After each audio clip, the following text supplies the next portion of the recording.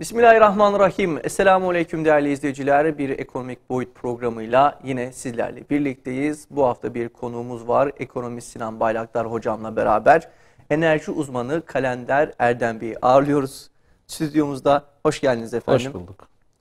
Sinan hocam sizler de hoş geldiniz. Hoş bulduk. Hayırlı haftalar diliyoruz herkese.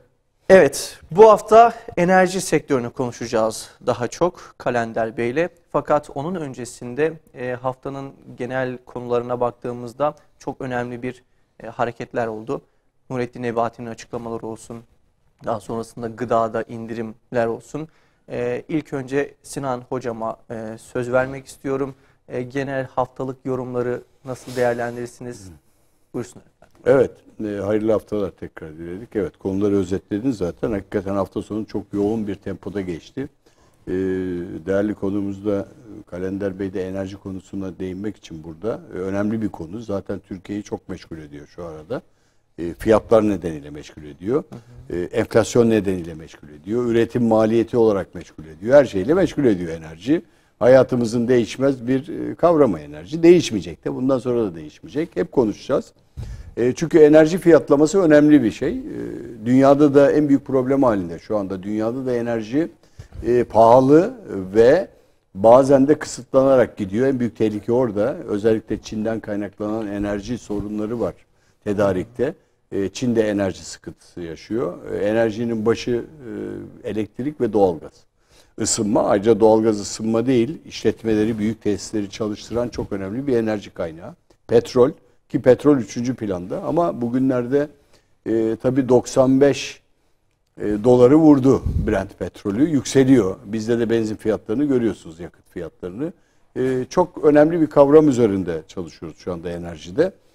Tabii enflasyonu tetikleyen, etkileyen çok değerli bir unsur maalesef ki enerji giderleri. Enerji giderlerine baktığınız zaman enflasyonist baskıyı arttırdığını görüyoruz. İkincisi de gıda.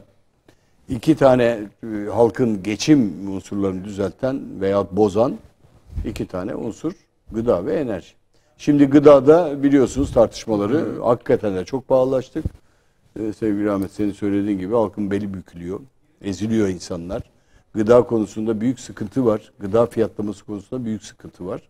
Devam ediyor. Ancak iyi bir tarafı şu, yani burada iyi bir tarafa bakamıyorum ama iyi görmeye çalışıyorum. İyi görmeye çalıştığım nedenlerden biri de şu. Ekonomi yönetimi ve üst yönetim komple gıda ve diğer enflasyonist sebepleri artıran unsurlar üzerinde çok durmaya başladılar. Çünküsü de bu üst yönetime ciddi şikayet gidiyor. Evet. Yani halktan, milletvekillerinden ciddi baskı var. Halk çok şikayetçi. Yani fiyatlar karşısında eziliyor, geçinemiyor. Ne yapacağız? Şikayetler Sayın Cumhurbaşkanı'na kadar gidiyor. O da tedbir almaya çalışıyor. En son yapılan işte Sayın Nebati ile beraber onun açıklamaları geldi. Gıdada %1'lik bir %1'e indirilen %7'lik bir indirim yapıldı. Bu %8 indirim, %8 ortalama 8'di 7 puan düşürerek 1'e düşmesi gıdada sanki indirim gibi algılanıyor. Ancak tabii istenen bir şey şu. Sayın Cumhurbaşkanı biz 7 yaptık. Siz de en az 7 yapın. Evet. 15-16 civarında bir indirim yapalım diye söyledi. Özel sektöre de döndü. Şimdi hep söylediğimiz bir şey var Ahmet. Yani olayın özüne baktığınız zaman serbest piyasa ekonomisinde siz fiyat denetimini ancak tavsiye niteliğinde yaparsınız. Evet. Yani gelip de bunu ben şu fiyattaki rafta şu fiyatı şuna sat diyemezsiniz. Mümkün değil. Böyle bir şey yok. Böyle bir şey serbest piyasa ekonomisinde olmaz. Sadece ve sadece siz şunu yaparsınız. Sizin ürettiğiniz devlet olarak malların fiyatlarını denetim altına tutarsınız. Ona bir üst alt limitler koyarsınız. Onun üzerinde elektrik fiyatı gibi, benzin fiyatı gibi, un fiyatı gibi ki unda bile denetimi yapamıyorsunuz. Yani Toprak Mahsulleri Ofisi'nin verdiği, topladığı fiyattan satılan, işte tarımda verilen tavan fiyat uygulamasından çıkan bir fiyat var. O özel sektöre dönür. Tüccarın almasını engelleyemezsiniz. Yapmanız gereken şu. Tüccara şunu diyeceksiniz. Sen alma kardeşim.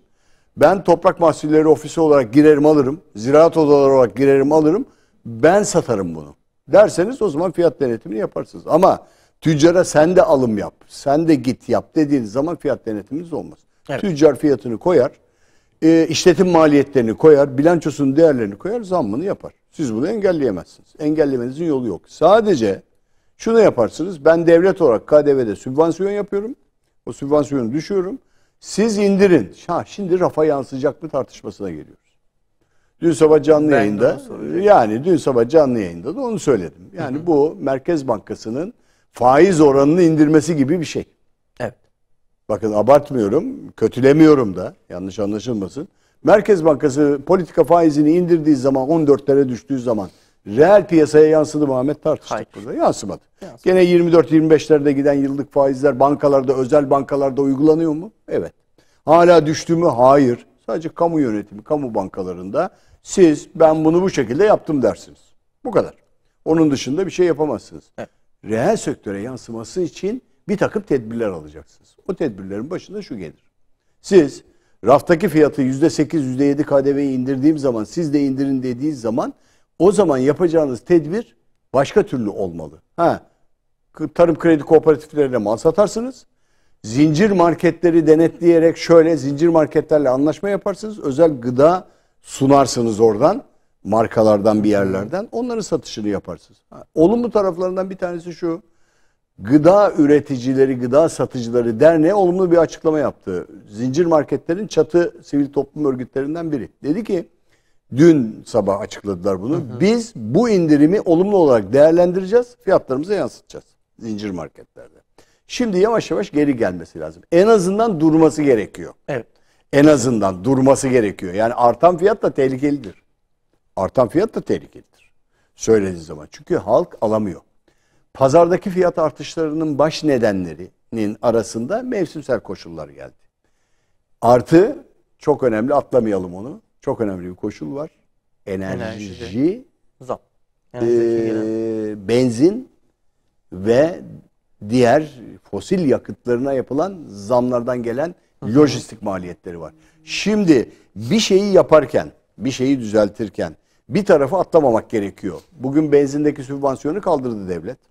Orada yaptığı sübvanse ettiği değerleri ben yapmayacağım diyor. Anlaşılan onu görüyorum. Çünkü bıraktı serbest. Petrol fiyatı da 95 dolar. Benzine alabildiğine zam gidecek. Mazot da gidecek. Aynı şekilde gidecek.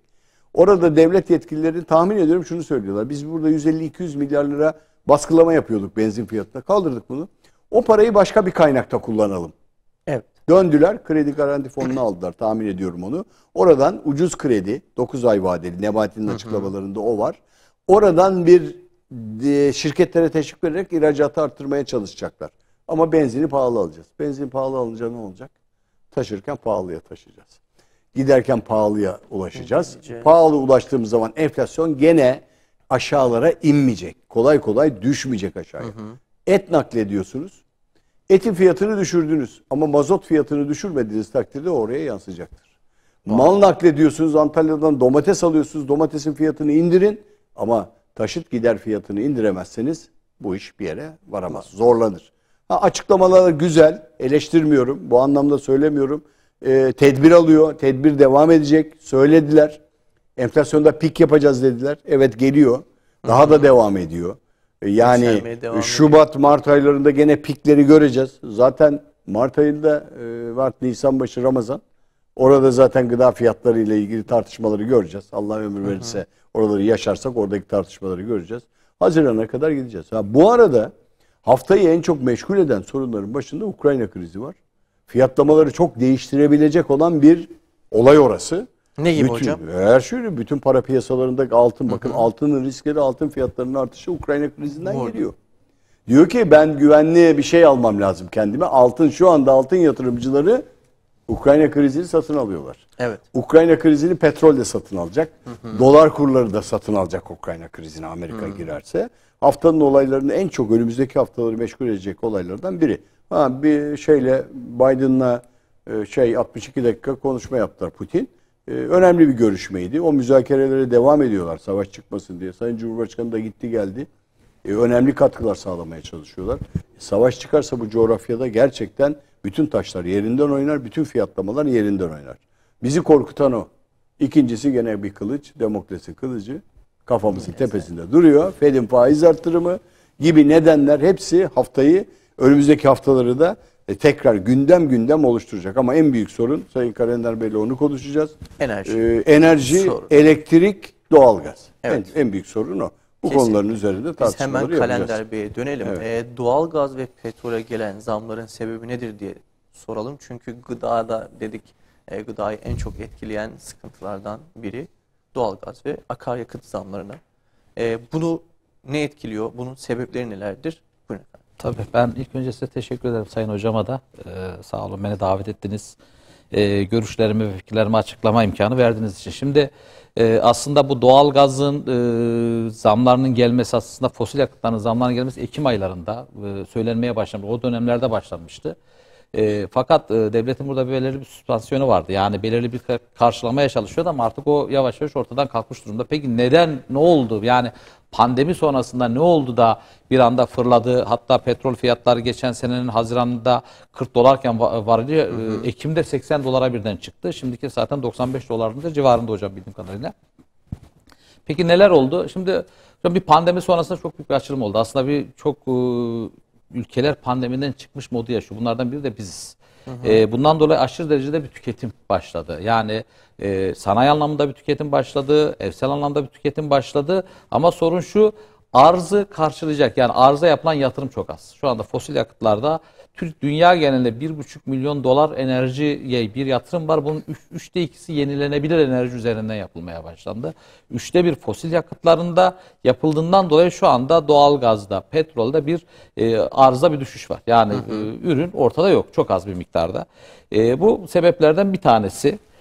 Bunun haricinde geçen yılın özellikle kış ayının çok sert geçmesi, özellikle Avrupa ülkelerinde stokların bitirilmesi sağlandı. Yani depolardaki stoklar bitirildi. Doğalgazın yeni sözleşmeler ve yeni alımlar başladığından dolayı da yüksek oranda bir Avrupa özellikle doğalgaz çekmeye başladı. Bunu da ister istemez bunu fırsata çeviren Rusya, ki bunu biz olsak belki biz de yaparız. Aynı şekilde biz de üretiyor olsak bunu, Azerbaycan, İran ister istemez bu doğalgaz fiyatlarını yükseltmek zorunda kaldı. Çünkü evet, talep fazla ama maalesef arzda bir düşüş var. Bu düşüşten dolayı da doğalgaz fiyatları yüksek bir oranlara, %400'lere kadar bir oranlara gitmeye başladı. Burada bizim kullandığımız bir de NLG, sıvılaştırılmış bir doğalgaz vardı. Buradan bazı noktalarda eksiklerimizi oradan tamamlıyorduk ama şimdi orada da maalesef bir spot piyasa dediğimiz bir durum var. Yani parayı kim fazla kim veriyorsa açıkçası gemi o tarafa doğru gidiyor. Yani Rusya orada şey yapıyor şu anda. Rusya kendi stoklarını da arttırıyor bu arada. Yani az doğalgaz vererek Avrupa'ya aynen, ya fiyatı bunu biraz şeye de yükselterek çeviriyor. Stokları da fırsata çeviriyor. Fırsata çeviriyor. Yani ister istemez bunu fırsata çevirip gerçekten 1 liraya sattı, örnek veriyorum, bir ürünü 3 liraya satmak gibi bir olaya girdi ki zaten serbest piyasanın da özelliği budur. Yani ürün azalırsa fiyat yükselir. Ürün çoğalırsa fiyat da düşer. Yani bunu engellemenin de bir şansı yok. Bir de bu senenin özellikle kış ayının çok sert keseceği konusunda tahminler oluştuğundan dolayı stoklar da başladı. Bu stokların başlaması da ister istemez doğalgaz talebini arttırdı. Arz yeniden düşük ve tekrar fiyatın yükselmesi sebeplerinden biri. Bir de doğalgazla ilgili temiz enerji olduğundan dolayı şimdi bir fosil yakıta, bir kömüre veya bir flo ile göre ısınma konusunda doğalgaz gerçekten çok temiz, kullanılabilir enerji.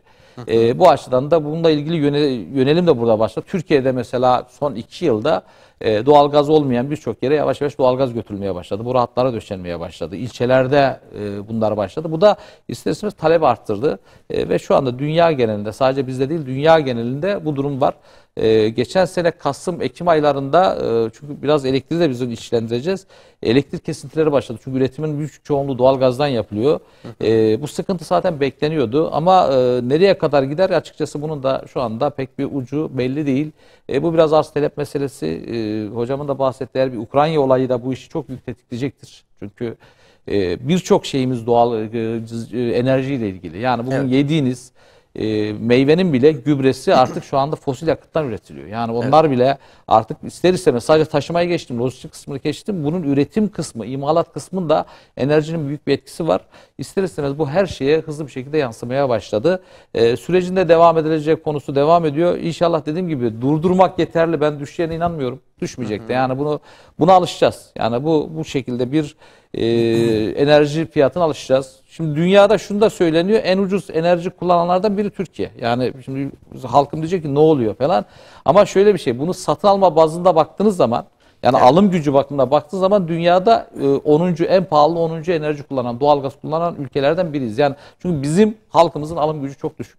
Evet. Bugün Avrupa'daki asgari ücretle Türkiye'deki asgari ücreti karşı karşıya koyduğunuz zaman bu zaten ortaya çıkacaktır. Peki. Biraz önce şey söylediniz. Elektrik üretimi için doğalgaza ihtiyaç var. Son dönemlerde zaten elektrik faturaları bilirsiniz. Çok can yakmaya başladı. Tabii doğalgaz da çok can yakmaya başladı ama elektriğe bakınca daha fazla bir ses var. Halkın beli büküldü dedik ya daha demin. Enflasyonun üzerindeki ana kalemlere baktığınız zaman Ocak ayını özellikle oluşturan enflasyonist değerlerinde gıda ve enerji maliyetleri geldi. Yani %48'lik enflasyon içindeki kalemler tek tek alındığı zaman ulaşım, enerji ve gıda fiyatları enflasyonist baskıyı daha yukarı taşıdı ve oranı da arttırdı. Bu bildiğimiz TÜİK'in enflasyonu. Evet. Ayrıca yani konutlarda yaşanan aşırı bir fiyatlama var enerji fiyatlarında.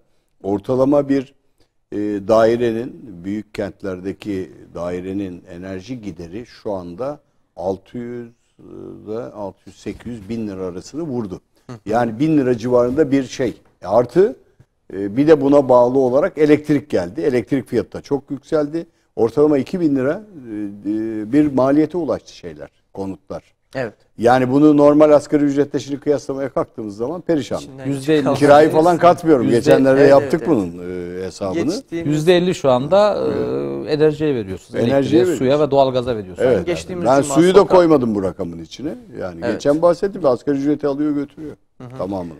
Geçtiğimiz cuma çıktım ben röportaja. Orada elektrik faturalarını sorduk halka. Geçen ay ne kadardı, bu ay ne kadar işte ya da Ocak'tan sonraki kıyaslamayı 2 katın üzerinde. Çoğu %90'ı 2 katın üzerinde. Ödediğini söylüyor. Evet, Evet. 2 katın üzerinde. Yani 200 geldiyse 500 geldi Evet. bu ay gibilerinden böyle bayağı bir şikayet var. Maalesef faturalarda bayağı bir kabarıklık söz konusu. Elektriğimiz yetmiyor mu hocam? Doğalgazdan illa hani elektrikle doğalgaz ilişkisi tam olarak nedir? Şimdi Hani hidroelektrik santrallerimiz var diyoruz bilmem filan. şu anda diyoruz. dünya Ona genelinde de bağımsız olmamaya oranlar hemen hemen bağımsız. bizle aynı. Elektriğin %36 doğalgazdan üretiliyor. Yani Altta yüksek. yani şu anda Yüksek Türkiye'de rakam. %36. Bunun aşağı yukarı %20 civarı fosil yakıtlardan nedir? İşte kömürdür. İthal aldığımız lignit kömürden üretiliyor. Yani %60'ı civarında tamamen fosil yakıtlardan üretilmesi. Bunun haricinde %15 civarı hidroelektrik santrallerinden, diğer kalan %15 şu anda biraz daha sevindirici yenilenebilir enerji. Yani aslında hidroelektrik de yenilenebilir bir enerjidir ama rüzgar ve güneş panellerinden üretilen elektrikten karşılamaya başladık. Bunun yanında tabii jeotermaller var. Farklı üretim alanları var. Biyoenerjiyle üretilen elektrikler var. Ama ağırlık şu anda %60 civarında doğalgaz ve fosil yakıtlarda. Şimdi dünya genelinde sadece doğalgazda yükselme olmadı. Fosil yakıtlarda yani petrolde de aşırı bir derecede bir talep var. Ve bununla ilgili yapılan yatırımların çok az olmasından dolayı bunlar da fırladı. Kömür de aynı şekilde fırladı. Yüksek bir oranlara gelmeye başladı. Bu da ister istemez elektrik faturalarının yani aslında elektrik üretiminin maliyetini yükseltti. Şimdi üretici firmalar da bunu karşılamak adına tabii ister istemez maliyetlerini karşılamak adına da elektriklerine zam yapmak zorunda kalıyorlar. Yani bunu aslında biraz da yapan hocam da biraz anlattı. Biraz devletle ilişkili bu zamların yapılması. Çünkü enerjinin, elektriğin burada fiyatlandırmasını aslında bir nevi de Türkiye'de EPTK yapıyor. Enerji Piyasası Denetim Kurulu yapıyor. Orada yansıyan çünkü elektrik zam ve fiyatlandırması aslında 3-4 kalemden yapılıyor. Bunlardan bir tanesi elektrik üretimi. Elektrik üretiminin maliyetini hesaplanıyor. İkincisi elektrik iletim maliyetlerini hesaplanıyor. Üçüncüsü elektrikle ilgili yapılacak yatırım, altyapı yapılarıyla ilgili maliyetler hesaplanıyor. Dördüncüsü de zaten orada faturalarımıza görüyoruz. Vergiler işte TRT payları, işte iletim vergileri veya işte KDV dediğimiz orandan Şimdi kaynaklı. orada tartışılan konu şu. Kalender Bey. Orada tartışılan konu, halkın tartıştığı konu veyahut işte muhalefetin siyaseti. Yani niye elektrik dağıtım firmalarına verildi? Devlet kendisi satsaydı elektriği, kendisi satsaydı, kendi işletseydi. Kendisi verseydi. Niye özelleştirdi tartışması var.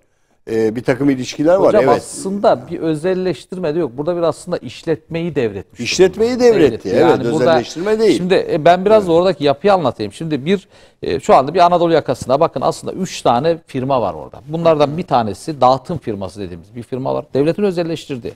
Bir tanesi parakende dediğimiz bir firma var. Bir de üçüncüsü serbest tüketiciler dediğimiz firmalar var aslında.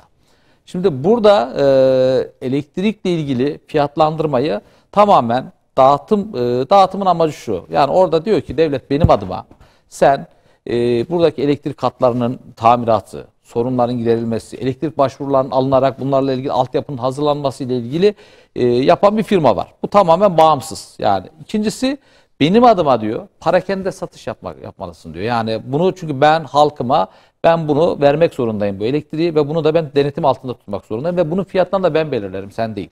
Ben sadece seninle otururum masada bunların fiyatlarını belirli bir oranlarda belirlerim. Bu iki durumun maliyetlerini tamamen EPTK belirliyor. Üçüncüsü ise serbest tüketiciler dediğimiz bir kanunda 1100 kW yıllık eğer ev ve ticarethanelerde geçseniz dahi diyelim ki bir yıl içerisinde 1100 kW'ı geçtiğiniz anda sizin serbest tüketici dediğiniz özel firmalardan elektrik alma hakkınız başlıyor.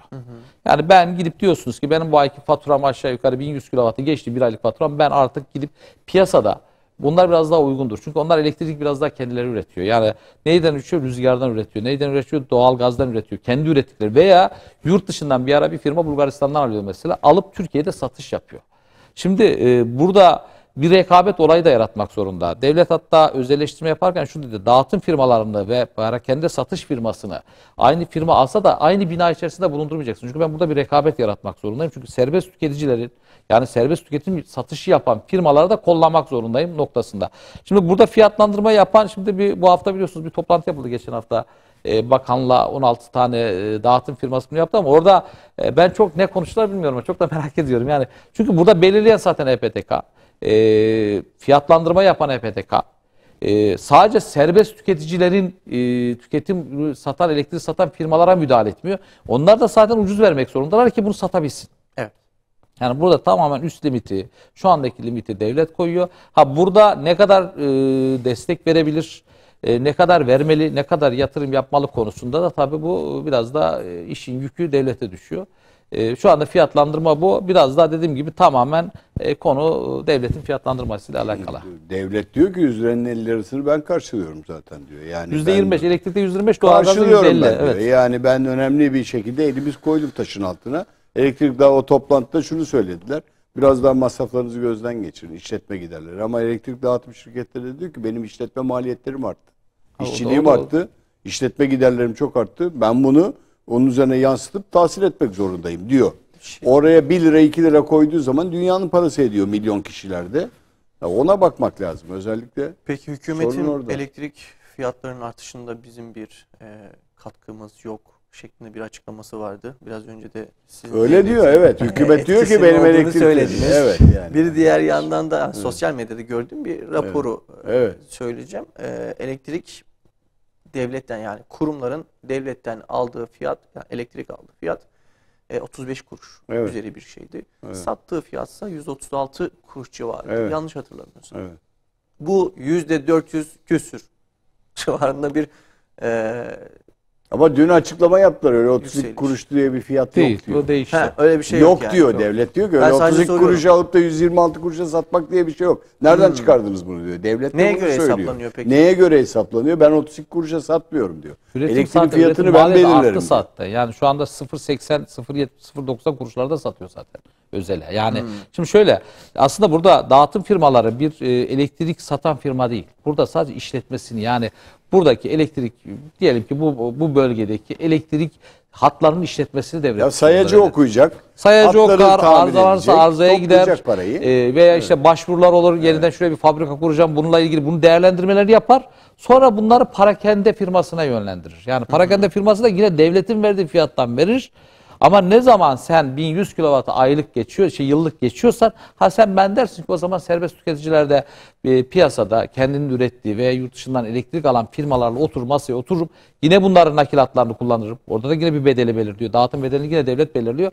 Ben bunun üzerinden bir satış yaparım. O da %10 gibi civarında bir indirim alıyor aslında. Yani Evet. şimdi onu da kaldırdılar. Çünkü bu zamlardan sonra maalesef büyük bir sıkıntı. Bu serbest tüketici firmaları da sözleşmeleri iptal etmeye başladı. Evet. Yani çünkü artık ben dedi karşılayamıyorum. %10 indirimi de yapamıyorum. Tabii elektrik Şimdi en büyük dağıtım sıkıntı firmaları o. ben batacağım diyor. Batacağım diyor yani sıkıntı orada. Sıkıntı orada, en büyük sıkıntı Burada orada. çünkü burada öyle bir şey ki birbirlerini etkileyen bir şey. Yani bahsettiğiniz nasıl enerji gıda etkiliyorsa enerji Evet. aynı zamanda enerji firmalarının maliyetlerini de etkilemeye başladı. Yani onları da aslında bir şeye sokuyor. Ama dediğim gibi fiyatlandırma tamamen burada devletin katkısında olan, bunu da kabul etmek lazım. Belirlediği bir fiyatlar. Dağıtım firmaları biraz daha bu işin Peki. aslında noktasındalar, işletme noktasındalar. Peki. Kısa bir araya gideceğiz. Aranın akabinde inşallah devam edeceğiz. Evet değerli izleyiciler, kısa bir aranın akabinde birlikteliğimiz devam edecek. Evet değerli izleyiciler, kaldığımız yerden devam ediyoruz. Ekonomist Sinan Bayraktar ve enerji uzmanı Kalender Erdem Bey ile beraber enerjiye dair konuyu konuşuyorduk. Ben tekrar Sinan hocamla devam etmek istiyorum bu ikinci yarının başında. Hükümetin işte enflasyonla mücadeleye yönelik çabasının var olduğunu söyledik. İşte çabalayacağız dediler. Bunu baskılamaya çalışacağız dediler. Hani pik yapacak belki dedi ama bunu baskılaması için de bir şeyler yapması gerekir. Fakat yılbaşından sonra bakıyoruz ki işte elektrik, doğalgaz ya da akaryakıt fiyatlarına baktığımızda %150'ye varan zamlar üreticide. Halk bazına baktığımızda da %50'ye varan zamlar var ki bunlar ana kalem olduğu için hani enflasyonu en büyük etkileyen etkenlerden biridir. Bu konu hakkında neler söylemek istersiniz? Yani bu ne perhis, bu ne lahana turşusu diye bir soru sorayım. Yani bugünlerde epey bir süredir Türkiye'nin en büyük gündemi hayat pahalılığı. Gerçekten hayat pahalandı. Yani vatandaşın serzenişi üst boyutlara çıktı. Evet. Bu çok önemli bir konu. Yani bunun içinde enerji konuşuyoruz. Enerjinin içinde bizi hayata bağlayan değerler var. Bugün enerji olmazsa yaşamı sürdüremeyeceğiz. Yani yakıtımız olmazsa ısınamayacağız. Elektrik olmazsa en basitinden interneti kullanamayacağız. Evet. İnternet bugün hayatımızın önemli bir değeri olarak, bir araç olarak elimizde. Dolayısıyla bunlar arz talep dengesinin bozukluğundan kaynaklanıp fiyatlanan şeyler. Hakikaten Kalender Bey de izah etti. Enerji üretiminde sorun var dünyada. En büyük sorunun başında o geliyor. Bir, elektrik çevrim olarak doğalgazlarla. İki, termik santrallerde kömürlerle. Üç, çok az da katkı olarak doğal rüzgar türbinleri, işte HES'lerle gibi şeylerle üretiliyor. Bakın Türkiye'de enerji konusunda çok geniş boyutlu bu olay. Yapılan bir santral var Akkuyu'da, nükleer santral. Türkiye enerjisinin %10'unu karşılayacak. Ucuz mu verecek? Hayır. Oranın da işletme giderleri var. Uranyum zenginleştirmesiyle nükleer enerji verilirken benim konum değil ama yani sadece incelediğimde oranın sabit işletme giderleri bugün yapım giderleriyle beraber elektrik dağıtım giderlerine Kalender Bey biliyor. Yansıtılacak o. Ama Türkiye enerjisinin %10'unu karşılayacak. Önemli bir enerji kaynağıdır, verilecek. Bugün tartıştığımız enflasyondaki en büyük sorunun başında bir işletim giderleri, yani ulaşım, lojistik giderleri ve buna bağlı gıdadaki üretim maliyeti. Üretim maliyeti de nereden kaynaklanıyor? Doların 13,5-14 lira olmasından kaynaklanıyor. En büyük. Çünkü ithal girdisi yüksek olan bir ülkede, ithalatı yüksek olan bir ülkede girdi maliyetlerini azaltmanız imkanı yok. Evet. Doğal olarak da bu yükseliyor. Şu anda üretime yansımış durumda. Geçmiş aylarda düşük gelen enflasyon yani 20-30 civarlarında gelen 48-50'lere yükseldi. Önemli bir gider. Sen sokağa çıktığın zaman aldığın geri bildirimlerde ne kadar sıkıntılı olduğunu gören bir insansın. Ben de pazara gittiğim zaman görüyorum. Ve dolayısıyla bunun içinde en büyük kalem enerji. Elektrik faturalarından vatandaş ciddi şekilde şikayet ediyor. Toplandılar, düzeltmeye çalışıyorlar. 150'yi 210'a çıkardılar. Çare mi? 30-40 liralık indirim yapması benim elektriğimde bir çare mi? Bakın doğalgazda 9 lira ödediğim mutfak giderini bugün 23 lira olarak ödedim. 9 lira ödüyordum. Mutfağa bağladığım, kullandım. Ben kendimden örnek veriyorum size. Fatura örneği veririm. Aklımda çünkü rakamlar. 9 lira ödüyordum. 23 lira ödemeye başladım. Şimdi demek ki yüzdesini siz hesap edin. Doğalgaz da benim. Yakıt olarak da bunun kaç kat olduğunu oradan oransal olarak çıkarabilirsiniz. Yani 10, 20. %100'e yakın bir artış var. %100'den fazla. Şimdi benim cebimdeki fatura, benim cebimdeki gelirleri aldı götürdü. Ve dolayısıyla elimdeki geçinme endekslerini bozdu. Enflasyonist etki orada. Enerji denetim isteyen bir şeydir. Denetim, enerji dağıtım şirketleriyle Kalender Bey'e geleceğiz şimdi. Denetlenebiliyor mu, denetlenemiyor mu? Vatandaşın tartıştığı şey var. Bizi berbat ediyor faturalar. Çok para alıyorlar. İşte TRT payını kaldırdılar. Efendim bilmem ne payını kaldırdılar. Enerji dağıtım şirketleri senin dediğin gibi işte 25 kuruşa alıyor sosyal medyada, bilmem kaç sente alıyor da niye 200 liraya satıyor tartışmaları var. Bunlar mı zengin oluyor tartışması orada. Evet. Topladılar, aldılar, karşılarına görüştüler. Onların da söylediği şu, anladığım kadarıyla bizim maliyetlerimiz yüksek kardeşim. Biz satamıyoruz, dağıtamıyoruz. İşletme giderlerim yüksek. Ben de bunu üzerine koyarak bu fiyata satmak zorundayım. Hatta düşük, arttır bunu diyorlar enerji dağıtım şirketleri. Öyle mi? Doğru, aynen. Şu anda durum Kalender. Şu anda durum o. Evet, yani. Şimdi maalesef burada aslında bizim görmediğimiz, biz biraz işin içerisinde olduğumuz için biliyoruz. Bunun iletim maliyetleri, yeni nakil hatlarının kurulması, bunun haricinde trafo merkezlerinin kurulması. Çünkü şu anda elektrik tüketimiyle ilgili kullandığımız cihazların da şeyler değişti, sayılar arttı. Evet. Bundan dolayı da bir altyapıyla ilgili çok büyük maliyetler oluyor. Bunun bir kısmını yine devlet karşılıyor. Ama karşılamasına rağmen, çünkü artık işletmeler önceden 50 kW, 60 kW'a kullanırken şu anda 150-200 kW elektrik kullanmak zorunda kalıyor. Yani 150-200 kW'lık enerji talebinde ben maksimumda bir anda bunu çekebilirim noktasına geliyor. Bunun için de altyapıyı kurmak zorunda. Bunlar hepsi bir maliyet.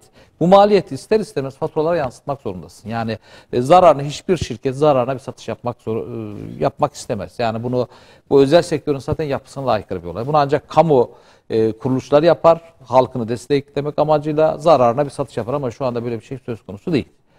O açıdan üretim ve dağıtımla ilgili maliyetlerin yükselmesi maalesef bu faturaları yükseltti. Peki hocamızın dediği gibi bir denetim var mı hocam? Çünkü şeye baktığımızda, bu gıdadan örnek vererek geleceğim oraya. Bu büyük şirketlerin kendi aralarında konuşup işte belli bir fiyat oranında fahiş zamlar uygulaması söz konusu. Bu dağıtım şirketlerinde de bu tarz şeyler var mı? Sayın Erdem, inanç o. Halkın inancı şu. Elektrik dağıtım şirketleri yüksek fatura kesiyor. Fiyatı bakın açıkçası net söylüyorum. Bölgesel olarak EPTK belirliyor. Yani devletin kuruluşu belirliyor. Diyor ki sen bunu faturaya bunu yansıtacaksın. Şimdi burada sağlam bir denetim var. Evet. Ancak burada rekabeti arttırmak adına şöyle bir de serbest tüketici bahsettiğim bir konular var. Bunu ortaya koydu. Bununla da ilgili olarak diyor ki bunun altında üretimi sağlayan varsa buna da satsın. Şimdi burada sağlam bir denetim var. Zaten dağıtım firmaları tamamen yani aslında patron TEDAŞ'tır burada. Türkiye Elektrik Dağıtım Anonim Şirketi. Patronu, hepsinin patronu. Ne derse onu yapmak zorundalar. Her bölgede bir tane TEDAŞ'ın bir merkezi vardır ve bunlar tarafından yönetilir. Bunu sadece dağıtım firmaları işletmesini yapıyor. Yani bu işin işletme kısmını, maliyetlerini karşılıyor. Yani ancak yaptığı olay bu. Burada siz ne kadar bunların maliyetlerini düşünmeye kalksanız da veya devletin verdiği vergileri düşünmeye kalksanız da o kadar büyük etki olmayacak. Çünkü üretimden gelen çok büyük bir maliyet var. Çok basit bir şey soracağım. Kafalarına göre fiyat koyamıyorlar. Yok, koyamazlar. Koyamazlar. EPTK'nın verdiği fiyatı koymak zorundalar. Faturaya istediği fiyatı yansıtamazlar. Yani sen kilowatt saatini şundan yukarı çıkaramazsın. Diyor. Evet. Şimdi halkın inancı şu. Bunlar enerji dağıtım şirketleri olarak aldılar. İstediği faturayı uyguluyorlar, değil mi? O söyleniyor. Kesinlikle öyle bir şey yok. Bunlar bizi kötü yoluyorlar. Halk öyle diyor. Halk Şimdi öyle hocam, diyor. böyle bir şey, bakın denetim de olmasa burada dışarıda kendi elektriğini üretip, hatta yurt dışından ben bugün pahalı olsam istesem bugün Rusya, böyle bir durum olsa Rusya'nın elektrik nakil hatlarında kendime bağlar. Çünkü buna kanun buna müsaade ediyor. Ben bunu Türkiye'de satarım. Bunu yapamazlar zaten. Yani kendilerine izin verirse, yapın deseler bile başka oyuncular işin içerisine girmeye başlar. Daha ucuza mal eden kişi direkt satar. Çünkü devlet, böyle bir hakkım var. Benim sadece o bulunduğum bölgede almak gibi bir hakkım yok. Bunun haricinde, bunun dışındaki firmalardan da alabilirim. Yani elektrik şöyle bir şey. Belirli merkezlerde elektrik üretiliyor. Enerji nakil hatlarına gönderiliyor. Buradan benim gönderdiğim, diyelim ki Diyarbakır'da ürettiğim elektriği ben İzmir'de satabiliyorum.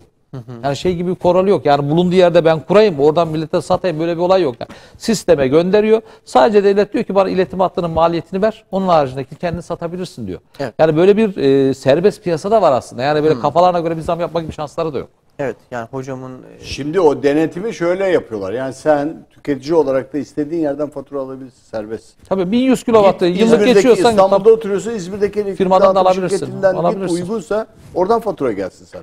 yani şeyden Sistemde. dolayı sorduk bunu. Çünkü hükümetin şu açıklaması vardı ya, bizden kaynaklı bir şey yok dedi. Evet. Hani elektrik Evet. otomatikman biraz topu insanların- çevirmek gibi hocam. ama otomatik olarak insanların aklı direkt herhalde TEDAŞ yaptı bunu. Yani Ya TEDAŞ kime devleti gider? zaten. Başka TEDAŞ bir demişim. gitmez ki. Elektrik yani. dağıtım şirketi bunu Yok, yaptığı yok. gibilerinden Dağıtım şirketlerinin kesinlikle böyle kafalarına göre bir zam yapma şansları yok. Hayır, Peki. başka kimseye fatura çıkmaz. Patron kim? TEDAŞ. Evet. TEDAŞ'a çıkar fatura. O zaman sen ucuz sat derler. Şimdi o da şöyle O söylüyor. da diyor satamıyor. O da şöyle söylüyor. Devlet de diyor ki ben denetimi yapıyorum. Denetim ben de, enerjide korkmayın burada. Ancak diyor ben pahalı bir üretimim var benim diyor. Çünkü doğalgazı ben alıyorum, parasını ben ödüyorum. Doğalgazda çevrim istasyonu yapıyorum. Öyle mi? Aynen. HES'i ben Bunun işletiyorum. özel çevrim özel doğalgaz istasyonu firmalar da var. yapıyorum. Yani Tabii burada yani. ben pahalı üretiyorum elektriği, pahalı satarım. Devlet onu söylüyor. Benden kaynaklanıyor. Demiyor onu, ben söylüyorum onu. Devlet yapıyor da fiyatı koyan ama yani başka kim koyacak? Peki Sinan Hocam dedi ki işte mutfak giderim 9 liradan 23 Evet. liraya çıktı. Evet. Şey, Doğalgazda. Doğalgazda. 9 liradan 23 lira çıkması %100'ün üzerinde Aynen bir üstünde. fiyat.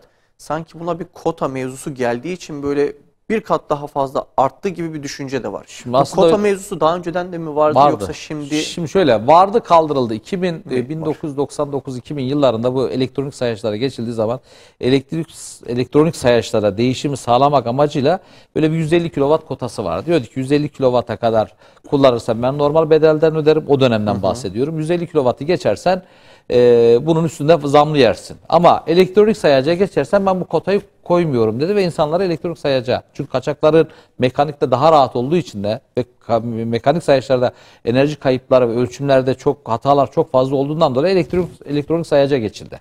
Şimdi aynısı yıllar sonra tekrar karşımıza geldi. Devlet dedi ki ben dedi 150, şu anda 210'a çıkarıldı. 150 kilovata kadar %50 zam yapıyorum. Bunun açıkladığı aslında 150 zam odur. 150 kilovatı geçersen aylık onun üstünde gelen her kilovat başına ben %125 zam yaptım diyor. Yani şu anda 1.32 lira 150 kilovatın altında 150 kilovatın üzerinde kullandığınız her şeyi 2.06'dan ödemeye başladınız.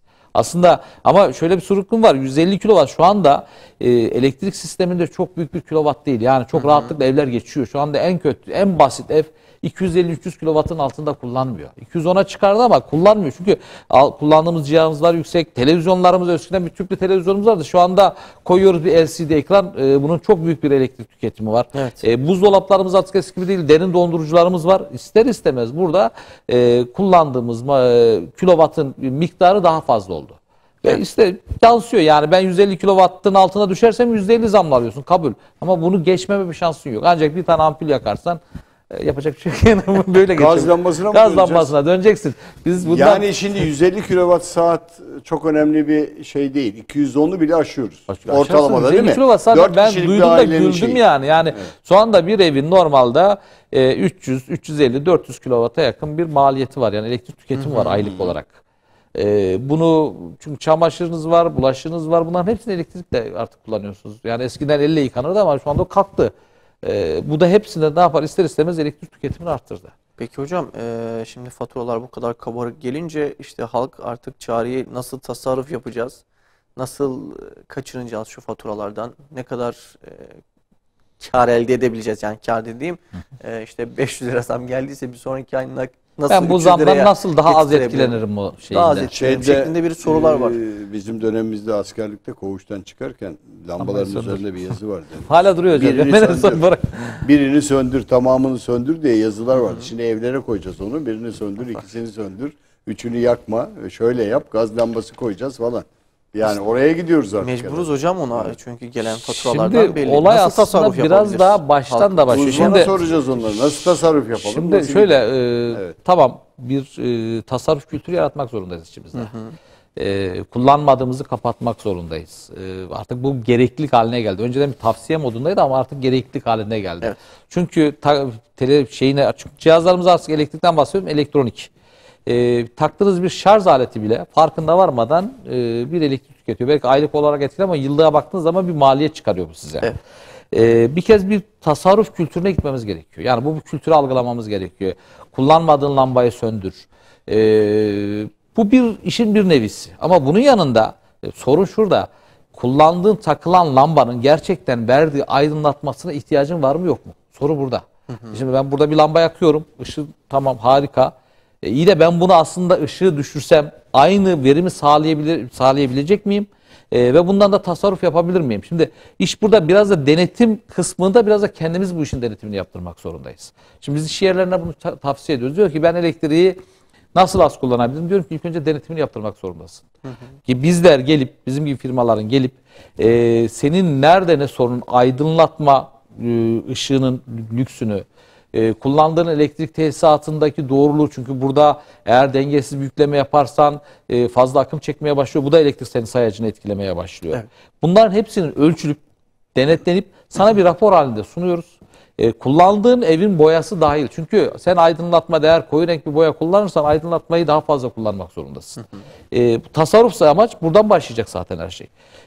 Yeni işletmelerde ise şunu diyoruz. Kesinlikle projesi bir tane ufak da bir ofis yapsan projelendirmesi bir şeye girmeyin. Sadece elektrikle ilgili değil. Şimdi hemen hızlı bir şekilde ofis mobilyalarını koyuyorlar, her şeyini koyuyorlar. Hiç kimsenin baktığı yok. Buranın izolasyonu ne durumda?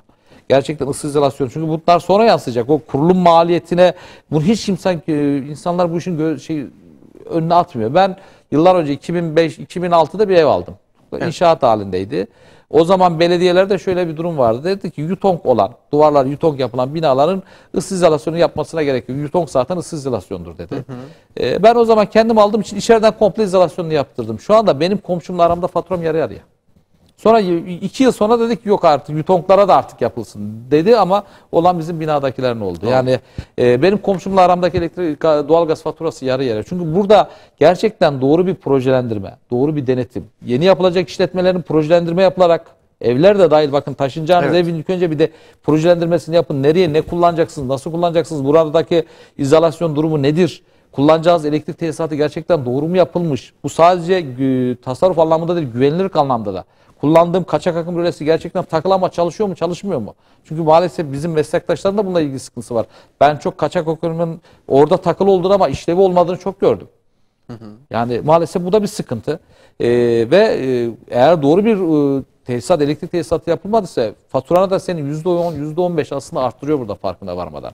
İçerideki aydınlatmanın ölçümünü yaptırmadan kafana göre lambalar oraya koyduysan bu senin maliyetinin farkında varmadan hiç görmediğin bir maliyet yaratıyor. Girdiğin evin gerçekten ısı yalıtımını, ses yalıtımını, rutubet yalıtımını doğru yaptırmadıysan bunlar senin hep enerji kayıplarına sebep oluyor. Birinci konu şu, yapacağımız bir şeyi muhakkak projelendireceğiz. Eve yeni de girsek bir projelendirmeyle gireceğiz. Bu sadece elektrik için değil, elektrik, doğalgazıdır, sudur, işte kombi sistemidir. Gerçekten orada yapılan kombi sistemi doğru bir sistem mi? Bunun daha tasarruflu bir kombi sistemi var mı? Yerden ısıtmayla yaparak, çünkü yeni bir yer aldıysan, hele bir de inşaat halindeyse veya dekorasyon yapacak yerden ısıtma yaparak bu maliyeti düşürebilirsin. Tamam kurulum maliyeti yüksek ama sen bunu yıllarca, 20-30 yıl, 40 yıl belki bunu kullanacaksın. Ve bunu rahat rahat belki 5 sene içerisinde, 7 içerisinde bu kurduğun parayı geri alıyorsun. Ondan sonrası tamamen senin tasarruf haline getiriyor. Kabulüm. Lambayı söndüreceğiz ama sadece onunla da bitmiyor. Bunun haricinde yaptığımız, oturduğumuz mekanların, çalıştığımız mekanların tamamen denetimini, elektrik kontrol denetimini, doğalgaz kontrol denetimini, buradaki tesisatların denetimini, kombimiz gerçekten her yıl bakımlarını yaptırarak, burada çünkü kombiyi gerçekten bakımını yaptırmadığın zaman bu yıl harcadığı gazdan daha fazla gaz harcamaya başlıyor. Sınamıyorsun. Kombin istediği verimi sağlamıyor. Bunların hepsinin denetimini, ölçümlerini yaptırmak zorundasın.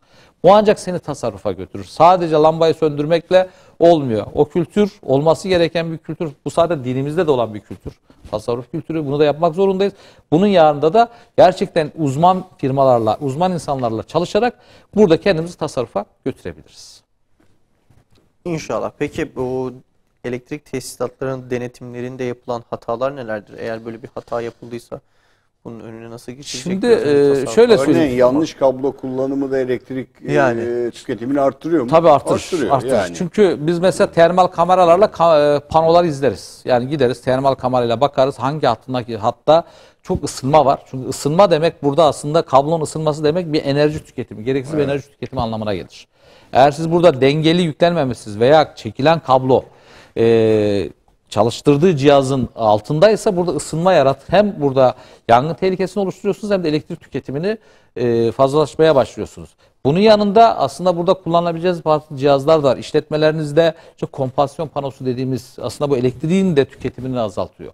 Mesela biz hesaplamalar yaparken o pano varsa 10'luk kablo çekiyorsak o pano yoksa 16'lık kablo çekmek zorundayız. Çünkü orada da bir tasarrufu size sağlıyor. Ya bu işin açıkçası artık bizim elektrik ustalarından, yani çok belki bazı arkadaşlar, meslektaşlarım ayrılacak ama elektrik ustalarının fikirlerini almaktan ziyade bu işlerin teknik olarak incelenip, raporlanıp buna uygun olarak elektrik tesisatlarının yapılması gerekiyor. Bu şekilde yaparsak ancak biz biraz daha bağımsız hale geliriz. Çünkü ne kadar çok enerji kullanırsak o kadar dünyaya para ödüyoruz. Yani bunu Bence azaltmamız çözüm gerekiyor. şöyle, yani orada benim gördüğüm kadarıyla bu elektriği biz ucuza alamayacağız. Ucuz elektrik bitti. O devir bitti. O devir bitti. Yenilenebilirin de şu anda maliyeti yüksek. Yenilenebilir de maliyet yüksek. Gerçekten ucuz elektrik almak zor. Alamayacağız. Ucuz enerji alamayacağız. Bunu herkes kabul ediyor. Ben dünyayı araştırdığım zaman enerjide çok ciddi sorun olduğunu görebiliyorum. Örneğin Çin veri madenciliğini bırakarak bilgisayarların yüksek enerji ürettiği nedeniyle Bitcoin madenciliğini bıraktı. Yasakladı. Bırakınca yasakladılar. Enerji sorunu çıktı. Türkiye'de de bu sorun var. Dünyada da var. Bu kolay düzelmeyecek. Düzelmeyeceğini bilerek de tedbir almamız lazım. Şimdi çözüm önerilerinde tabii ki tasarruf var. Bence.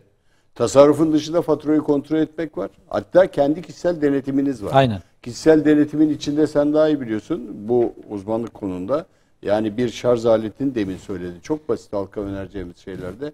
Orada takılı durması enerji tüketiyor. Bir küçük kırmızı göz lambanın yanar kalması elektrik tüketiyor. Yani lüzumsuz lambanın açık kalması, 2 televizyonun evde açık kalması enerji tüketiyor. Hatta su içinde geçer. Su içinde geçer. Yani musluğu açık bırakmak, damlatmak bunlar da geçer. Ya televizyonu Senin önereceğin siz mutfaktayken şey. televizyonun orada açık olmaması lazım. Evet, Yani fişinden çekil olması gerekiyor. Yani. Yani bu kültürü almamız gerekiyor.